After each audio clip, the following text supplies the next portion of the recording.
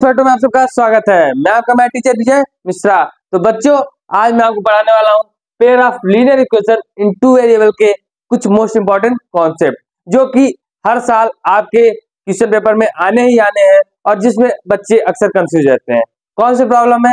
देखिए, बच्चे अक्सर कंफ्यूज रहते हैं कि अगर आपको दो इक्वेशन दिया गया है तो फाइंड करना रहता है कि बताइए ये इंटरसेक्टिंग लाइंस की इक्वेशन है, ये पैरेलल लाइंस की इक्वेशन है, ये कोइंसिडेंट लाइन की इक्वेशन है, ऐसा रहता है। या फिर आपसे पूछ लिया जाता है कि बताइए इसके यूनिक सॉल्यूशन होगा कि वन सॉल्यूशन होगा कि इनफाइनाइटली मेनी सॉल्यूशन होगा। तो आज बहुत इजी वे में मैं आपकी सारी प्रॉब्लम दूर करने वाला हूँ। बहुत इजी वे में मात्र एक कॉन्सेप्ट आपको बताऊंगा, उसकी मदद से सारे जो आपके कॉन्सेप्ट्स हैं वो क्लियर हो जाएंगे। तो बिल्कुल परेशान मत होइए।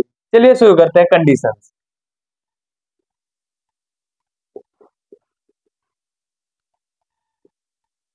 देखिए, लेट हम लोग सपोज करते हैं दो लाइन की इक्वेशंस दी गई है हमको। कौन कौन सी? a1x plus b1y plus c1 equal to 0, a2x plus b2y plus c2 equal to 0। तो ये क्या है? ये दो लाइन की इक्वेशंस हैं। सपोज करते हैं ये फर्स्ट लाइन की इक्वेशन है और ये सेकंड लाइन की इक्वेशन है। तो दो लाइन की इक्वेशंस दी गई है। तो अगर मान लीजिए आपको ऐसा कोई इक्वेशन दिया गया है और निकल कर आता है a1 by a2 does not equal to b1 by b2। देखिए, a1 क्या है? a1 है coefficient of x in first line, a2 क्या है? Coefficient of x in second line, और b1 b2 आप देख ही रहे हो, coefficient of y in first and second line. तो कभी भी अगर आपको ये कंडीशन मिलती है तो इसका मतलब आप क्या समझोगे? इसका मतलब दोनों लाइन में आपस में क्या कर रहे हैं? इंटरसेक्ट कर रही हैं। क्या कर रही हैं? इंटरसेक्ट कर रही हैं। तो पहला हमारे पास आया क्या? इसका मतलब ये इंटरसेक्टिंग लाइंस हैं।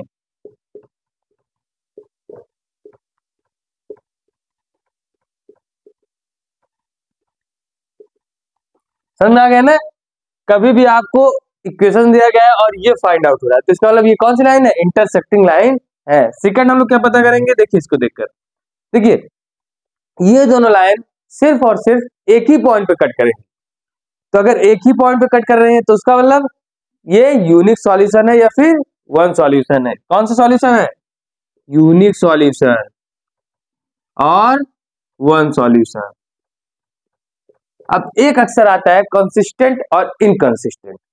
इसमें बच्चे अक्सर कंफ्यूज रहते हैं। तो कंसिस्टेंट देखिए, लिख लीजिएगा कॉपी में। कंसिस्टेंट उसे कहते हैं जिसमें एटलीस्ट वन सॉल्यूशन हो। जिसका एटलीस्ट वन सॉल्यूशन होता है उसको क्या बोलते हैं? कंसिस्टेंट। लिख लीजिए साइड में आप लोग।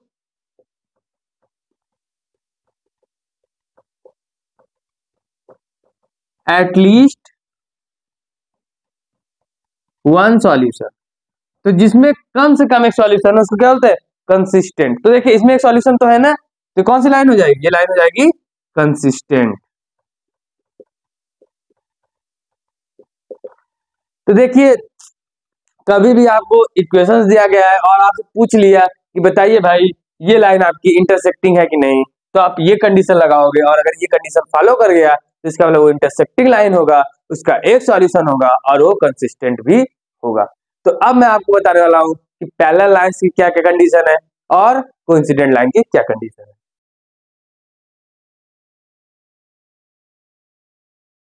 देखिए, पैरेलल लाइन की क्या कंडीशन है? अगर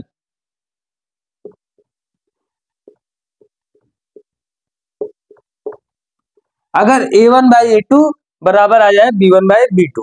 देखिए, पैरेलल लाइन वो होती है जिनके स्लोप बराबर होते हैं। कैसी लाइनें होती है ये? जैसे जो कभी आपस में ना मिले। कैसी? ऐसी दो लाइनें जो कभी भी आपस में ना मिले उसको कौन सी लाइन बोलते हैं? उसको बोलते हैं पैरेलल लाइंस बोलते हैं। समझ में आ गया ना? पैरेलल लाइन में होता है स्लोप इसके बराबर होते हैं। तो जब आप हायर क्लास में जाओगे, 11th में जाओगे तो वहां पे आप लोग पढ़ोगे तो इसके स्लोप बराबर होते हैं। तो जब स्लोप बराबर तो कौन सी लाइन बोलते हैं? Parallel line. इसकी कंडीशन क्या होती है? a1 by a2 is equal to b1 by b2। Intersecting में क्या था? डज नॉट इक्वल टू, लेकिन यहाँ आगे क्या आ गया? इक्वल टू आ गया। देखिए पहला कॉन्सेप्ट क्लियर हो गया। दूसरा देखिए, देखिए अब इसके कितने सॉल्यूशन है? जब पैरेलल लाइन आपस में कभी मिलेंगे ही नहीं तो उसके सॉल्यूशन भी नहीं होंगे। जो लाइन जितने पॉइंट पे कट करती है आपस में उतने ही सॉल्यूशंस होते हैं, तो ये कभी आपस में कट ही नहीं करेंगे तो इसके कोई भी सॉल्यूशन नहीं होंगे। तो क्या लिखेंगे आप लोग? No solution. अब देखिए थर्ड पॉइंट, अभी हमने कहा था कंसिस्टेंट और इनकंसिस्टेंट। तो कंसिस्टेंट क्या होता था? At least one solution. पर भाई इसके तो सॉल्यूशन ही नहीं है, तो जब जिसके सॉल्यूशन ही नहीं होंगे उसको हम लोग क्या बोल देंगे? उसको हम लोग बोल देंगे इनकंसिस्टेंट। ठीक है, इनकंसिस्टेंट।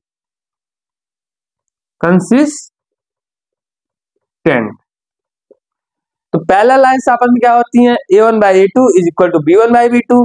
सेकेंड पॉइंट, उसमें कोई भी सॉल्यूशन नहीं होता, नो सॉल्यूशंस होते हैं क्योंकि आपस में कभी इंटरसेक्ट ही नहीं करती। तीसरा, ये इनकंसिस्टेंट होते हैं। तीसरा देखिए, कोइंसिडेंट लाइन। कोइंसिडेंट का मतलब क्या होता है? जब एक के ऊपर अगला हो, मतलब देखिए ये लाइन फर्स्ट है हमारी और इसी के ऊपर सेकंड लाइन भी हमारी है। समझ में आ गया ना? फर्स्ट और सेकंड एक के ऊपर अगला है, तो कंडीशन क्या हो जाएगी? देखिए दोनों लाइन सेम ही हो गई, आपको समझ में आ रहा होगा। अगर ध्यान देखोगे आप तो दोनों लाइन सेम हो गई, तो क्या हो जाएंगे? a1 by a2 is equal to b1 by b2 is equal to c1 by c2। तो जब कभी भी ये कंडीशन आ जाए तो इसका मतलब हमारी तीनों लाइन क्या है? तीनों लाइन, सॉरी हमारी ये जो लाइन है क्या हो जाएगी? ये लाइन कोइंसिडेंट लाइन हो जाएगी अगर ये तीनों आपस में इक्वल हो गए तो देखिए दूसरा, देखिए अगर एक पॉइंट पे कट करता था तो यूनिक सॉल्यूशन, कभी नहीं कट करता था तो नो सॉल्यूशन। दो लाइन आपस में दो बार कट करेंगी तो टू सॉल्यूशन। तो ये तो हर जगह चलते चले जा रहे हैं, तो कितने हो जाएंगे? इनफाइनाइटली मेनी सॉल्यूशन हो जाएंगे। क्या हो जाएंगे? Infinitely many solution.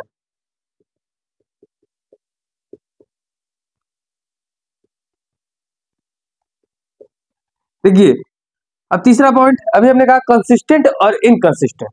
तो इसमें क्या, इसमें तो कई सॉल्यूशन है, और कंसिस्टेंट का मतलब क्या होता था? At least one solution. तो क्या हो जाएगा? ये कंसिस्टेंट हो जाएगा।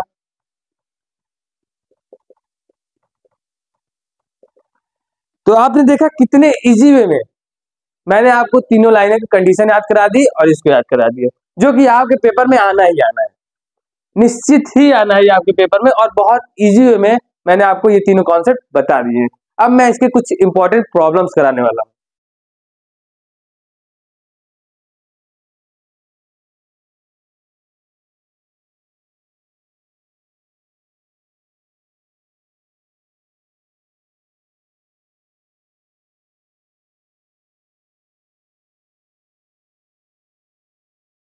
ये क्वेश्चन दिया गया, find out whether the pair of equation.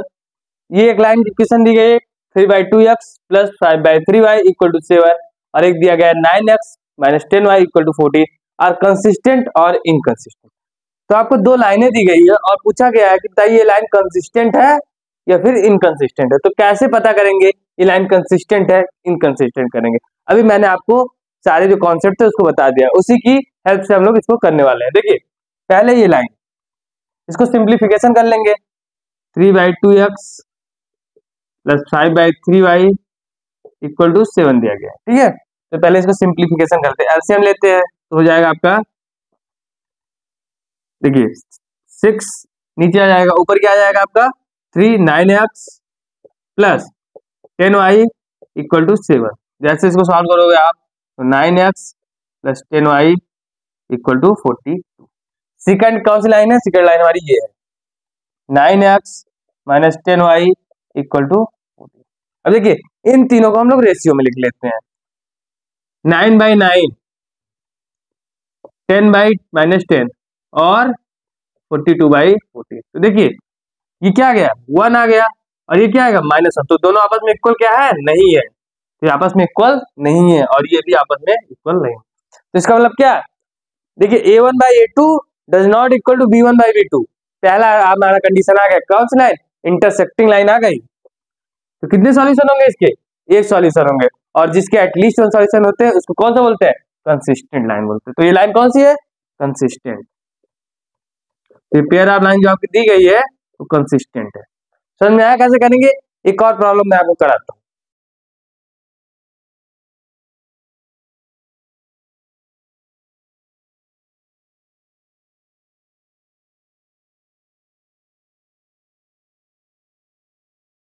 देखिए, the value of K for which the pair of linear equation K X plus Y equal to K square X plus K Y equal to 1 have infinitely many solution is.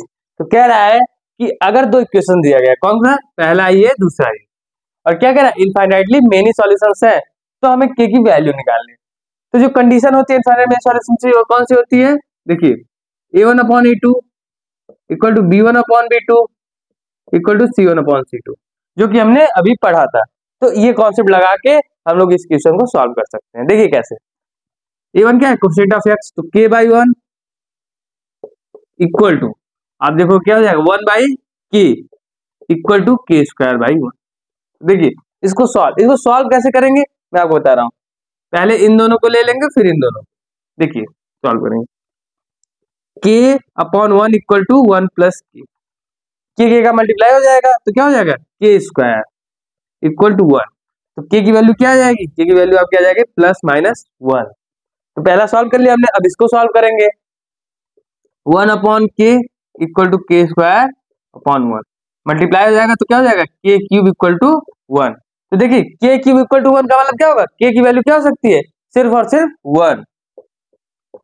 अब देखिए इन दोनों में जो common solution आएगा, common solution कौन सा है, 1, तो हम लोग उसको ले लेंगे, तो k इक्वल टू 1। तो आज आपने देखा कितने इजी वे में मैंने इसके कॉन्सेप्ट बताया आपको और इसके प्रॉब्लम्स कराए। अगर आपको कोई और प्रॉब्लम्स हो रही हैं तो आप हमें टेलीग्राम पे, हमारे व्हाट्सएप चैनल पे कमेंट करके पूछ सकते हैं। तब तक के लिए धन्यवाद।